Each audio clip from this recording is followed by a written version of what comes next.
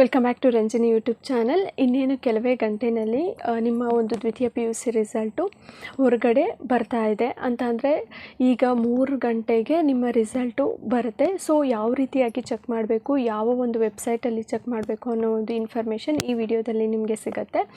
ನೀವು ಗೌರ್ನಮೆಂಟ್ದೇ ವೆಬ್ಸೈಟ್ ಆಗಿರುವಂತಹ carresult.nic.in ಅನ್ನೋ ಒಂದು ವೆಬ್ಸೈಟಲ್ಲಿ ಚೆಕ್ ಮಾಡಬೇಕಾಗತ್ತೆ. ಯಾವ ರೀತಿಯಾಗಿ ಚೆಕ್ ಮಾಡಬೇಕು ಅನ್ನೋದನ್ನು ನಾನು ಇದೇ ವಿಡಿಯೋದಲ್ಲಿ ತೋರಿಸ್ತೀನಿ ಸ್ಕ್ರೀನ್ ರೆಕಾರ್ಡಿಂಗ್ ಮೂಲಕ. ಬನ್ನಿ ನೋಡೋಣ.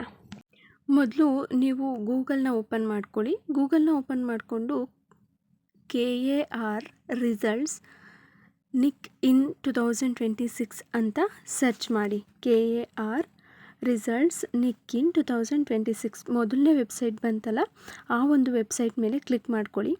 ಸೊ ಈ ರೀತಿ ಇಂಟರ್ಫೇಸ್ ಓಪನ್ ಆಗುತ್ತೆ. ನೆಕ್ಸ್ಟು ಇಲ್ಲಿ ರೆಡ್ ಕಲರಲ್ಲಿ ದ್ವಿತೀಯ PUC ಪರೀಕ್ಷೆ 1 ಫಲಿತಾಂಶ ಪ್ರಕಟ ಅಂತ ಕಾಣಿಸ್ತಾ ಇದೆ. ಅದ್ರ ಮೇಲ್ಗಡೆ ಕ್ಲಿಕ್ ಮಾಡಿದ್ರೆ ನಿಮಗೆ ಇನ್ನೊಂದು ಇಂಟರ್ಫೇಸ್ ಓಪನ್ ಆಗುತ್ತೆ. ಅಲ್ಲಿ ನಿಮ್ಮ ರಿಜಿಸ್ಟರ್ ನಂಬರ್ ಕೇಳುತ್ತೆ, ಹಾಗೆ ನೀವು ಯಾವ ಒಂದು ಕೋರ್ಸ್ ಅಂತ ಕೇಳುತ್ತೆ, ಅಂದರೆ ಸೈನ್ಸ್, ಆರ್ಟ್ಸ್, ಕಾಮರ್ಸ್ ಅದನ್ನು ಸೆಲೆಕ್ಟ್ ಮಾಡಿಕೊಂಡು ಸಬ್ಮಿಟ್ ಅಂತ ಕೊಟ್ಟರೆ ನಿಮ್ಮ ಒಂದು ರಿಸಲ್ಟು ನಿಮಗೆ ಶೋ ಆಗುತ್ತೆ. ಸೊ ಈ ರೀತಿಯಾಗಿ ನೀವು ರಿಸಲ್ಟ್ನ ಚೆಕ್ ಮಾಡ್ಕೊಳ್ಬೇಕಾಗತ್ತೆ.